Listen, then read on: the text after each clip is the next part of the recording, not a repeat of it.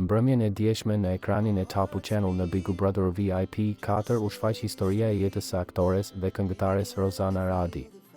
Pas kësaj Ledioni e surprizoi Rozanën me një letër nga partneri i saj. Rozi, në marrëdhënien ton, ti më mund bindshëm me fjalën, por sot më takon mua të shkruaj edhe pse nuk është sporti im.